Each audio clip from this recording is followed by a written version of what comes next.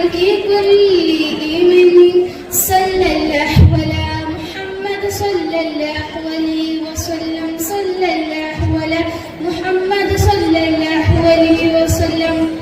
آج کی تقریر کا عنوان ہے نماز. نماز کیا ہے؟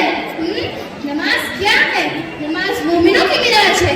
جس طریقے سے ہمارے آقا کو معراج کا شرف حاصل ہوا, اسی معراج مومنوں کی معراج ملی, اور وہ معراج ہے نماز.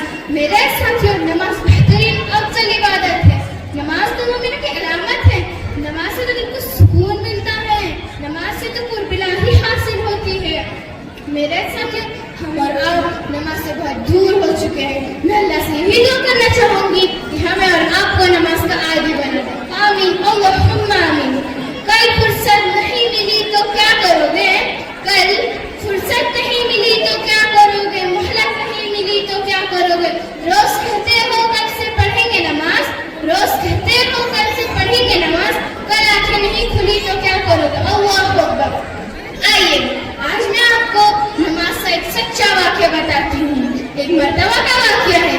ایک ماں اپنے بچے کو نمازی بنانے کی ترکیب سوچتی ہے.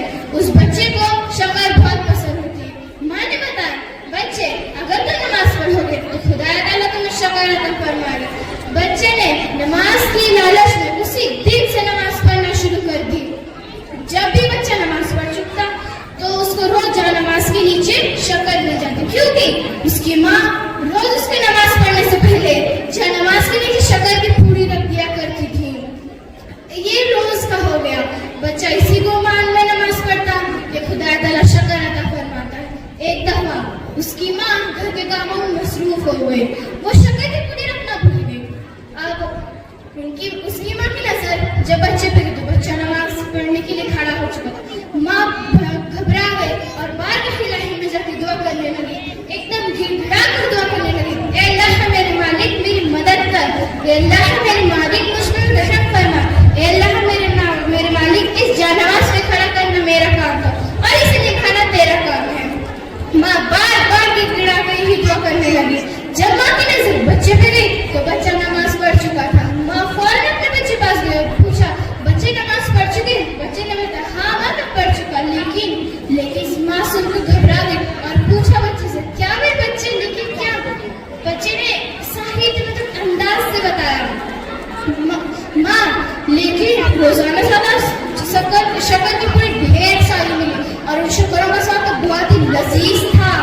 ماں یہ سن کے بہت خوش ہو گئی اور وہیں پہ بیٹھ کر اللہ کا شکر ادا کرنے لگے. تو یہ میرے ساتھی, یہ نماز کی اصلی برکت. اگر تم نماز پڑھو گے تو خدا تعالیٰ تمہیں جو چاہیے وہ عطا فرمائے گا. اور تم جانتے ہو کوئی اور بچہ نہیں تھا بلکہ بابا فرید گنج رحمۃ اللہ علیہ تھے. وہ بہت بڑے بزرگ تھے.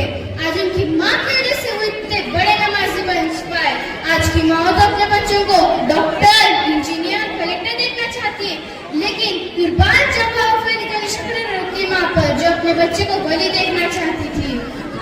میں اپنی تقریر ختم کرنے سے پہلے ایک شعر سنانا چاہوں گی. گزر گئی نماز فجر اور تو سو